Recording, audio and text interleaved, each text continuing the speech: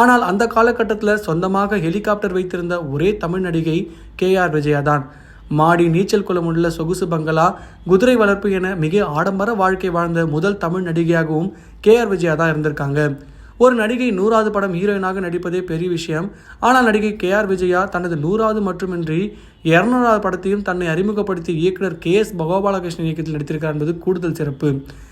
பிரபல தொழிலதிபர் வேலாயுதம் என்பவரின் 3வது மனைவிதான் KR விஜயா.